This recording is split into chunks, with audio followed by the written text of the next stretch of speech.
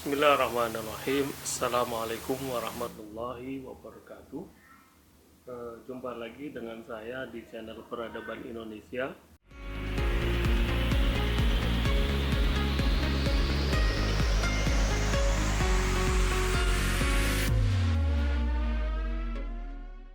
Pada saat ini saya akan mengkaji tentang oksidentalisme. Nah, tentunya Anda mungkin sebagian dari kalian masih penasaran apa itu oksidentalisme. Kurang lebih kajian oksidentalisme ini adalah lawan dari orientalisme. Kalau orientalisme itu adalah mengkaji tentang ketimuran, nah sebaliknya kalau oksidentalisme itu adalah mengkaji tentang kebaratan. Nah, ini menariknya ya. Oleh karena itu saya akan meneliti, menelaah dan juga mengkaji apa-apa saja yang menjadi daya tarik dan kelebihan dari satu paham oksidentalisme ini, atau lebih tepatnya lagi sih sebenarnya bukan paham ya, kajian oksidentalisme. Nah, walaupun sebelumnya sudah pernah ada yang menggagas, namun secara keilmuan yang utuh dan kajian yang komprehensif itu baru dilakukan oleh seorang Hasan Hanafi. Hasan Hanafi ini seorang sarjana ya, kemudian seorang dosen yang memang lahir dan besar di Mesir. Dia guru besar di bidang filsafat dan dia memang lulusan dari konsentrasi jurusan filsafat ya. Dia menulis tentang oksidentalisme ini sebenarnya juga bukan karena sebab ingin mensintesakan atau mengantitesakan dari kajian orientalisme itu sendiri. Nah, ini menariknya ya, yang mungkin sebagian dari kita ini langsung memiliki persepsi kalau oksidentalisme itu ditulis dan diungkap dan digagas oleh seorang Hasan Hanafi itu sebagai bentuk manifestasi mengkaji dunia barat oleh seorang dari dunia timur ya. Ternyata tidak. Kenapa?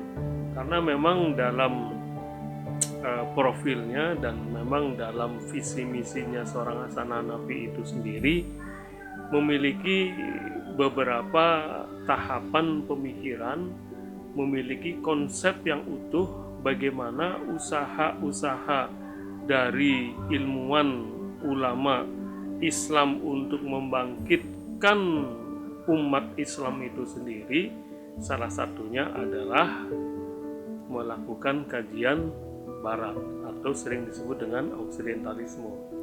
Nah, ini ya yang menjadi prolog saya untuk bisa memberikan pengantar yang nanti kita akan membahas lebih jauh.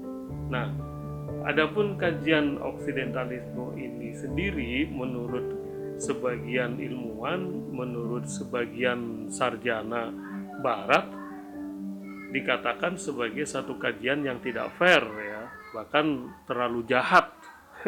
Kenapa? Karena memang konotasinya itu kalau mempelajari suatu kajian barat itu ya ingin disampingkan, ingin dibuang ya, tidak akan digunakan lagi sebagai paham atau pemikiran yang sudah berlangsung di tengah-tengah masyarakat. Padahal tidak sejauh itu ya seorang Hasan Hanafi. Oleh karena itu dapat dikatakan di sini sebenarnya definisi dari oksidentalisme itu sendiri, ia ingin mengembalikan ya timur itu kepada orbitnya semula. Jadi kalau diilustrasikan, ada dunia barat, ada dunia timur.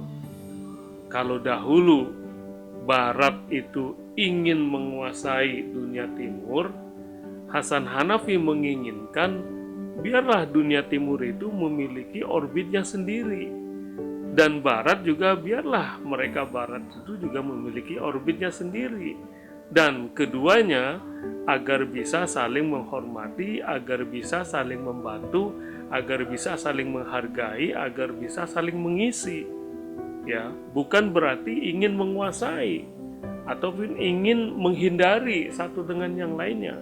Nah, memang kalau dilihat dari definisi atau keinginan luhur dari seorang Hasan Hanafi ini ya, sangat mulia sekali ya.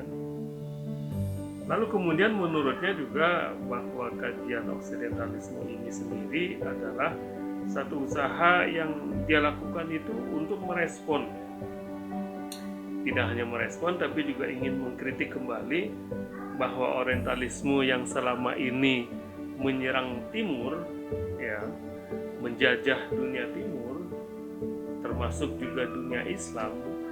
Nah, ingin Hasan Hanafi itu mengkritisinya. Ya, tidaklah seharusnya demikian terus yang harus dilakukan oleh dunia barat. Bahwasanya timur itu selalu ingin dijadikan objek, bahwasanya timur itu akan selalu ingin dijadikan sasaran bukan sebagai subjek. Nah, ini juga salah satu bentuk kritik dari seorang Hasan Hanafi. Padahal di sana juga di masyarakat timur, di belahan dunia timur juga dari dahulu kala juga sudah menjadi subjek, bukan menjadi objek. Dalam arti di dunia timur dulu juga memang sudah berdiri berbagai macam kerajaan, kesultanan, ya kan, bentuk-bentuk kekuasaan yang sudah tertata dengan baik. Nah, artinya kan mereka memang sudah menjadi subjek untuk diri mereka sendiri dan untuk peradaban bangsa sekitarnya. Nah, tetapi orientalisme itu yang kemudian melahirkan imperialisme dan kolonialisme itu kan ingin menjadikan Barat itu sebagai superior kan. Barat itu ingin menjadikan subjek, sementara Timur itu ingin selalu dijadikan objek, kajian yang selalu dijadikan sebagai objek. Nah, itu. Kemudian juga yang menurut Hasan Hanafi inginkan dalam kajian oksidentalisme ini adalah sebagai satu bentuk usaha Timur ya, seperti umat Islam untuk untuk melakukan bentuk pembebasan diri ya, bentuk pembebasan diri dari pengaruh pihak lain yang selama ini memang Barat ingin lakukan terhadap bangsa-bangsa yang berada di timur sana. Nah, lewat kajian oksidentalisme inilah ya, Hasan Hanafi itu ingin mengembalikan kembali bahwasanya Islam atau dunia timur pada umumnya juga sebagai representasi dunia yang juga harus dihargai eksistensinya. Oleh karena itu dalam kajiannya ini Hasan Hanafi menginginkan sebagai bentuk reaksi ya, bentuk reaktif atas kekecewaan bangsa Timur dari Barat ya, juga sebagai bentuk kekecewaan dari satu paham orientalisme, juga sebagai reaksi dari paham kolonialisme, imperialisme ya, kemudian yang lainnya ya seperti westernisasi, hegemoni barat dan seterusnya. Bahkan lebih jauh dari itu ya, Hasan Hanafi itu menginginkan bahwasanya oksidentalisme itu sebagai salah satu proyek besarnya dalam usaha untuk membangkitkan dunia Islam. Nah, ini juga yang menjadi kelebihan dari kajian oksidentalisme ini. Ya, kalau dalam bahasa Arabnya itu atau buku aslinya ini ya, Muqaddimah fi Ilmil Istighraq. Ya, Muqaddimah fi Ilmil Istighraq itu adalah salah satu buku monumentalnya Hasan Hanafi yang diarahkan pada sebuah kajian bagaimana kita harus mempelajari dunia barat. Tidak juga selamanya kita harus berkutat saja di wilayah dunia timur. Kita hanya mempelajari ilmu-ilmu, kitab-kitab kuning, ya, buku-buku turos, buku-buku lama, ulama-ulama klasik saja, ya. Tetapi menurut Hasan Hanafi, umat Islam pada khususnya, kalau ingin bangkit kembali, mencapai kejayaan seperti dahulu yang pernah raih oleh kekhalifahan Bani Umayyah, Bani Abbasiyah, Turki Utsmani, dan seterusnya, ya, sekian ratus tahun yang lamanya. Nah, itu juga tidak boleh hanya berkutat di wilayah kajian timur saja, wilayah kajian Islam klasik saja, tetapi juga harus berani mempelajari apa sih yang pernah dilakukan oleh bangsa-bangsa Eropa.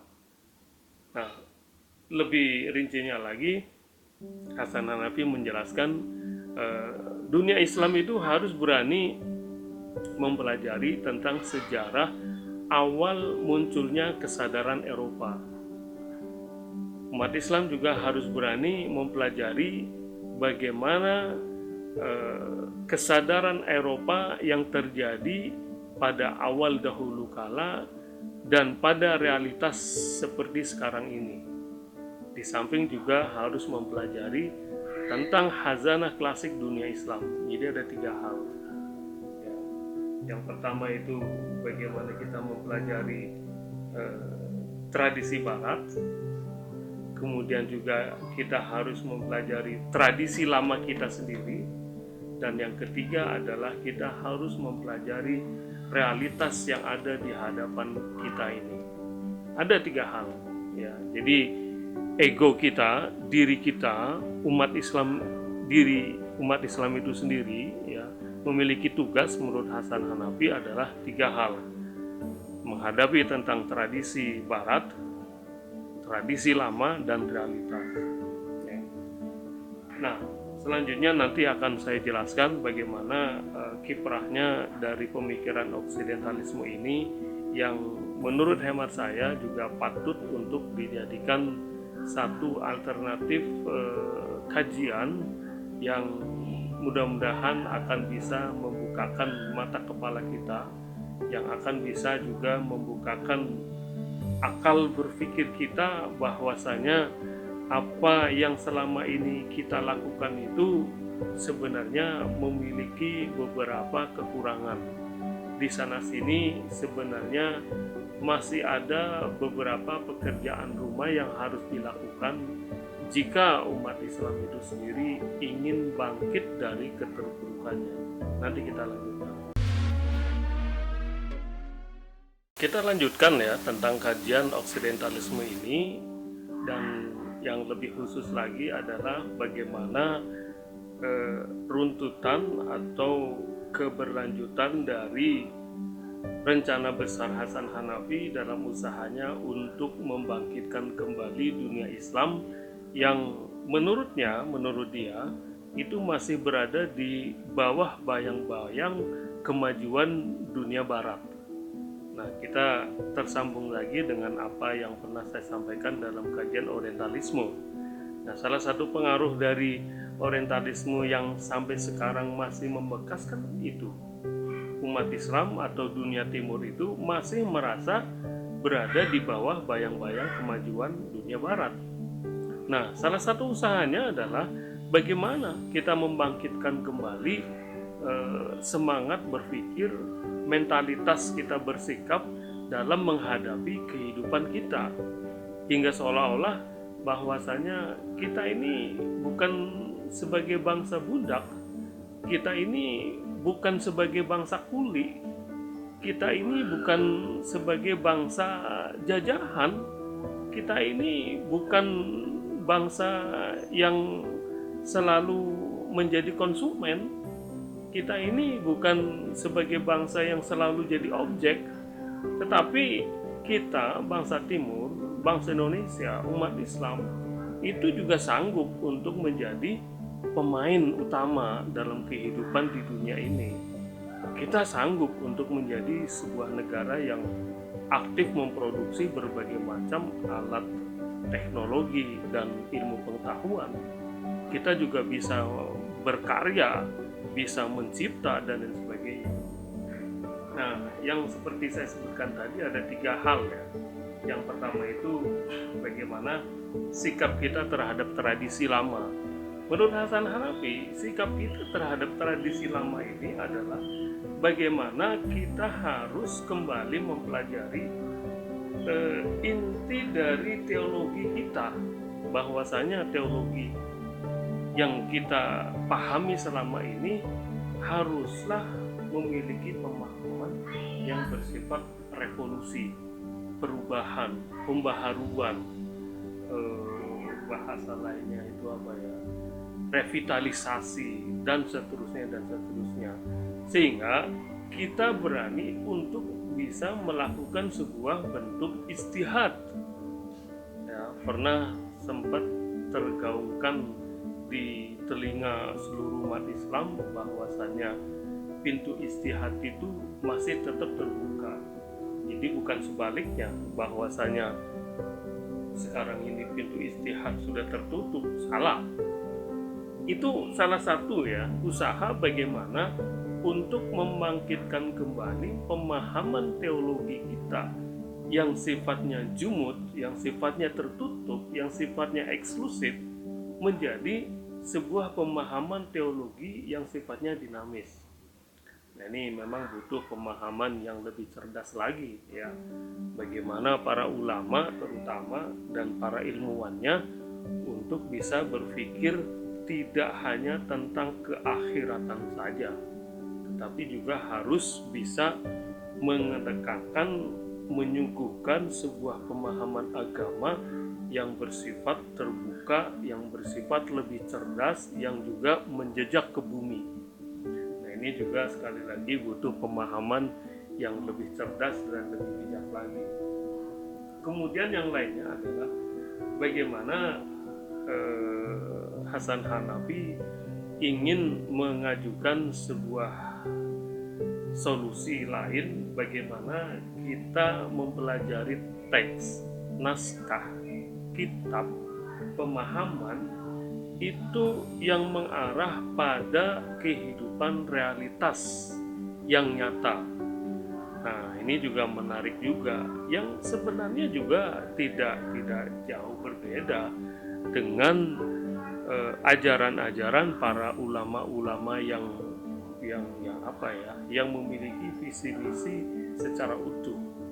Jadi tidak hanya mempelajari tentang hal-hal yang sifatnya keakhiratan saja, tetapi juga tentang kekinian keduniaan, realitas yang ada, bukan hanya memikirkan bagaimana kita untuk mencapai surgawi, tetapi bagaimana juga kita untuk melewati fase sebelum kita menuju ke alam abadi sana, yaitu alam apa? Alam dunia. Kan itu. Bagaimana kita untuk bisa mewarisi pada anak cucu kita, anak keturunan kita, yang seyogianya mereka itu tidak hanya dibekali dengan pemahaman ideologi agama saja, kan itu sebenarnya, tetapi juga memiliki sebuah pemahaman teologi yang sifatnya juga keduniaan. Tentunya sifatnya keduniaan yang sesuai dengan ajaran yang benar. Lalu kemudian yang kedua, Hasan Hanafi menginginkan dari sikap kita terhadap tradisi lama adalah di samping mempelajari naskah teks kitab yang sifatnya realitas, juga yang bersifat rasional. Nah, ini juga yang menjadi salah satu titik penting dari proyeknya Hasan Hanafi ini. Hendaknya kaum ulama dan ilmuwan di kalangan Islam itu memberikan sebuah pengajaran, pendidikan, arahan ya, dan lain sebagainya yang juga bersifat rasional, rasio ya, yang logis. Kenapa? Karena memang yang dituntut dalam kehidupan kekinian, apalagi dalam kehidupan kemodernan sekarang ini, yang dituntut tidak hanya bersifat pemahaman ansih saja, tidak bersifat pemahaman tok itu saja, tetapi kan harus memiliki muatan apakah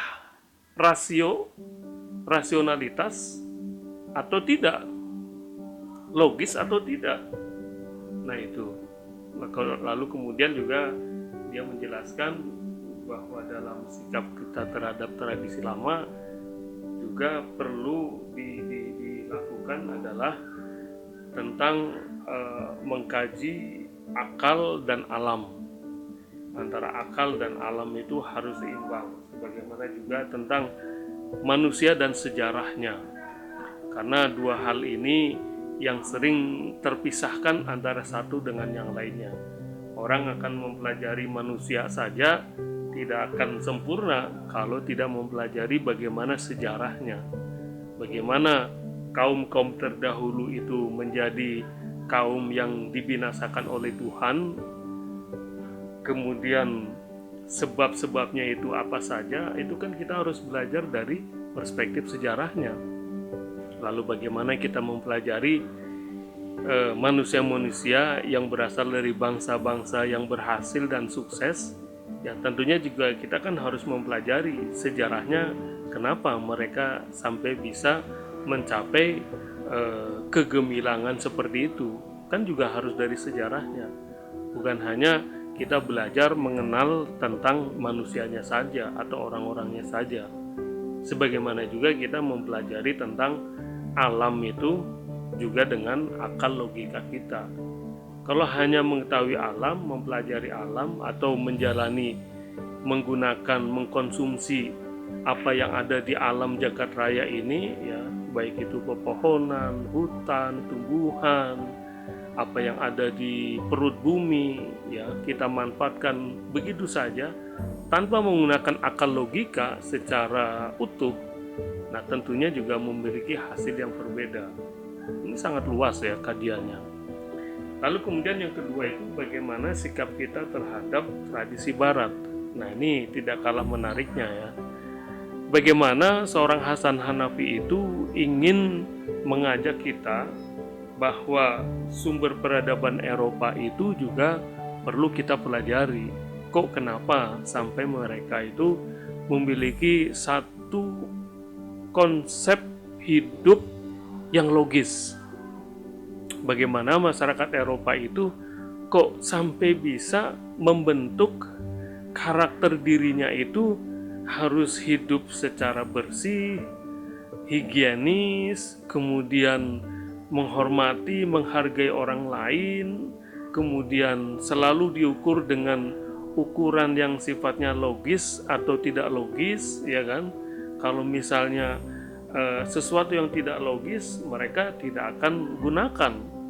Ya, itu kita melihat secara nyata hingga sampai pada satu kesimpulan bahwasanya apa yang dikatakan oleh kepala agama misalnya ya, tokoh agama itu mereka tidak terlalu yakini. Tetapi yang justru yang ia yakini kebenarannya adalah semua apa yang dikatakan oleh para penulis dalam buku-bukunya. Nah ini kan suatu tahapan generasi yang entah harus berlangsung sampai berapa tahun lamanya. Tidak seperti di sebagian belahan dunia timur, hampir nyaris tidak ingin membuka buku apalagi mempelajari isinya. Tetapi yang ia dengarkan adalah ucapan, pepatah kata ya, kata-kata petuah-petuah yang mungkin ada benarnya tapi mungkin juga tidak benar juga kan. Nah itu kan butuh ukuran-ukuran parameter-parameter tertentu, apakah itu parameter secara ilmu pengetahuan ataupun parameter secara ilmu agama. Kalau parameter ilmu pengetahuan ya, apa yang dikatakan oleh seorang dokter tentunya itu bisa diterima oleh akal logika. Kenapa? Karena mereka sudah melewati berbagai macam penelitian kan, berbagai macam disiplin ilmu, berbagai macam rumus-rumus yang sudah dipraktekkan sekian lama sehingga menghasilkan satu nilai-nilai bahwasanya ini adalah makanan yang sehat, ini adalah makanan yang tidak sehat, ini adalah perilaku yang tidak higienis ya. Nah itu masih bisa diterima. Atau seperti kata-kata ungkapan para ulama ya, para ahli agama atau para ilmuwan. Kenapa? Karena mereka memang memiliki dasar yang kuat. Berasal dari mana? Berasal dari buku-buku, berasal dari kitab-kitab suci, wahyu. Nah, tetapi di luar dari itu, nah ini sayangnya ya, di belahan dunia timur kita masih sering menemuinya. Dokter juga bukan, kan? Ilmuwan juga bukan, ahli agama juga bukan, kan? Tapi kok, nah itu dia, masih didengar petuah-petuahnya dan masih diikuti. Nah itu perbedaan yang sangat menyolok ya dengan masyarakat di barat sana. Lalu kemudian yang kedua adalah bagaimana awal kesadaran Eropa itu terjadi. Nah menurut Hasan Hanafi itu juga perlu kita pelajari. Bagaimana sih sejarahnya awalnya bahwasanya masyarakat Eropa itu akhirnya menemukan satu bentuk kesadaran ya, yang akhirnya mereka bangkit menjadi bangsa yang tangguh, bangsa yang memiliki energi di bidang keilmuan yang kokoh, yang kuat, sehingga bisa melahirkan berbagai macam ilmu pengetahuan dan produk teknologi yang selalu terbaharukan.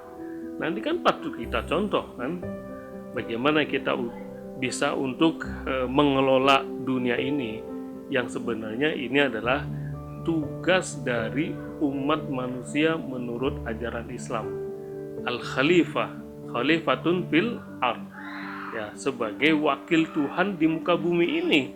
Nah ini yang sering diabaikan oleh kita ya, dan itu sekarang melekat dan terjadi pada diri bangsa-bangsa Eropa sana. Nanti akan kita lanjutkan. Kita lanjutkan pada kajian oksidentalisme ini yang mudah-mudahan nanti akan menjadi bekal pemahaman para pemirsa dan juga akan menjadi penambah wawasan yang cukup berarti ya, bahwasanya mempelajari satu kajian itu tentunya memiliki beberapa perspektif dan juga memiliki beberapa alternatif. Nah, seperti yang tadi saya sampaikan bahwa tujuan-tujuan akhir atau keinginan yang ingin Hasan Hanafi raih itu bahwasanya suatu kebangkitan pada suatu bangsa, kebangkitan yang harus dilakukan oleh umat Islam ya, yang dia inginkan setelah sikapnya kita terhadap tradisi lama dan sikap kita terhadap tradisi barat. Terakhir dia menggariskan tentang bagaimana sikap kita terhadap realitas kekinian ya, yang ia arahkan pada bagaimana kita harus mempelajari berbagai macam bentuk metodologi.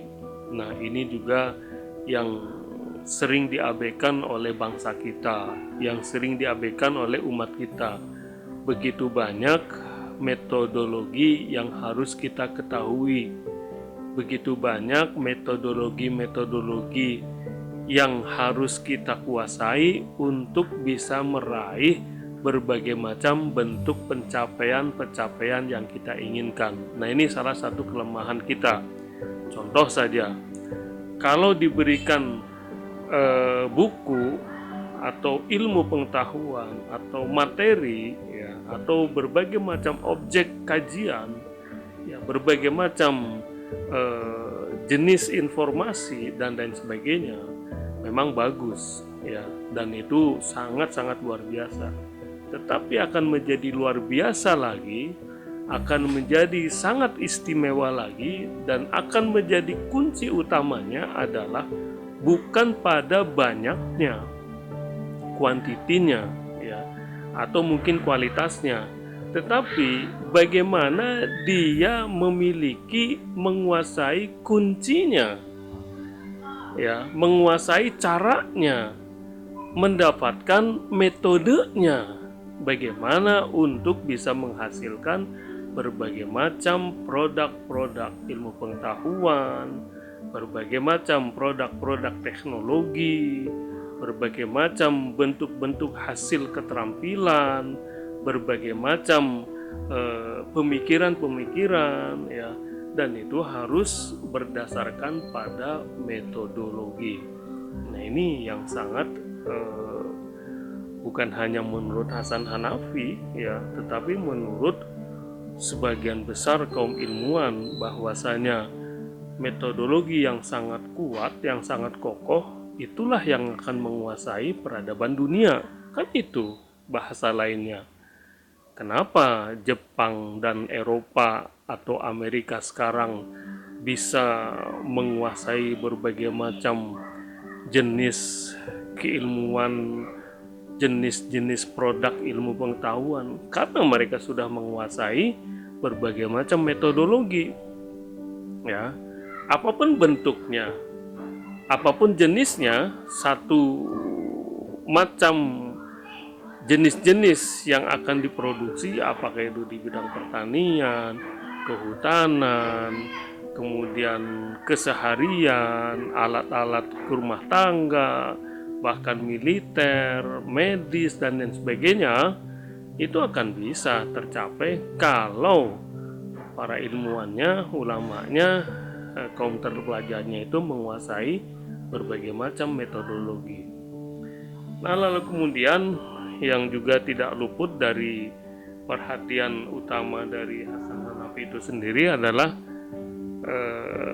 kita diharapkan juga untuk bisa menguasai perjanjian lama dan perjanjian baru.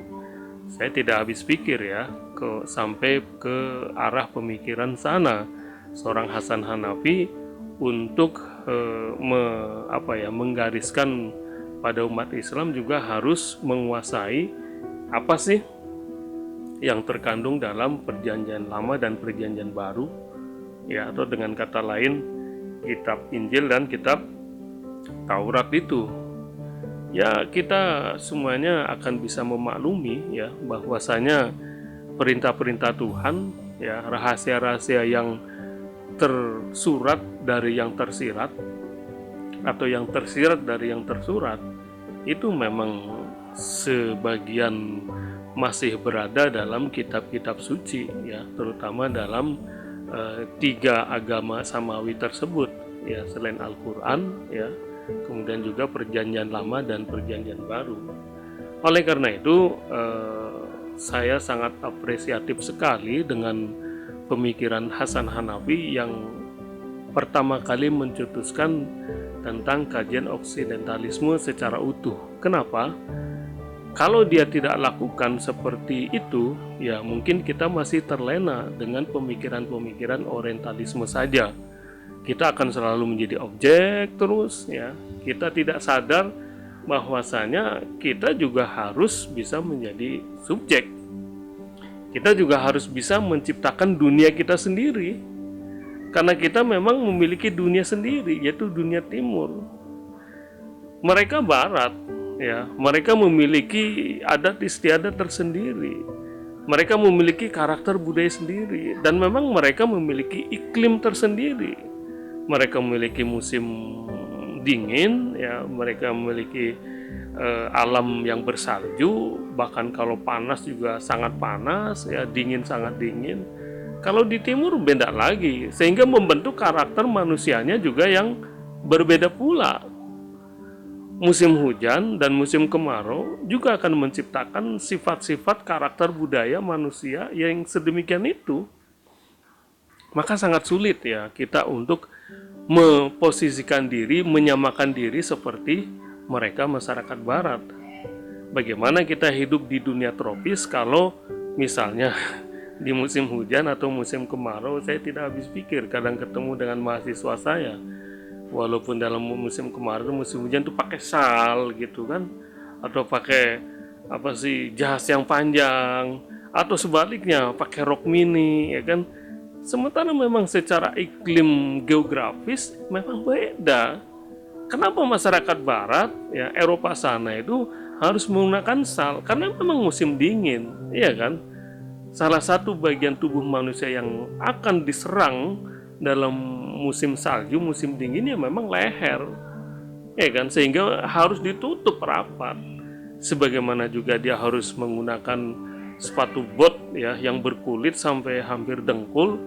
Kemudian mereka juga harus menggunakan jas kulit ya yang tebal, bahkan karena memang dinginnya itu suhunya bahkan minus derajat kan. Lalu apa yang terjadi kalau misalnya anak-anak muda kita menggunakan jas kulit, dia pakai sal, itu ya maaf ya, sebenarnya kurang memahami bagaimana akar budaya yang kita miliki, atau menggunakan rok mini yang hanya karena memiliki alasan mode dan sebagainya, tidak pernah mengetahui sejarahnya. Dan sejarahnya memang kan dahulu rok mini digunakan setelah Perang Dunia Kedua kan, karena di Jerman itu kehabisan bahan baku untuk pakaian karena terlalu banyak digunakan untuk perlengkapan logistik Perang Dunia, sehingga yang diproduksi bahan-bahan celana, bahan pakaian itu sangat minim, sehingga muncullah pakaian rok mini ya kan, pakaian mini kan. Itu sejarahnya, bukan karena memang enak dipakai dan sebagainya, tidak, karena memiliki asbabun nuzulnya seperti itu kan, asbabul wurudnya. Nah itulah saya sangat setuju sekali dengan apa yang disampaikan oleh Hasan Hanafi, bahwasanya kita harus mengenal manusia tapi juga harus mengenal sejarahnya. Bagaimana kita akan mengenal alam tapi juga harus mengenal secara logika dan seterusnya dan seterusnya. Oleh karena itu terima kasih atas perhatiannya, dan mudah-mudahan ini menjadikan satu bentuk pencerahan buat Anda semuanya. Terima kasih. Assalamualaikum warahmatullahi wabarakatuh.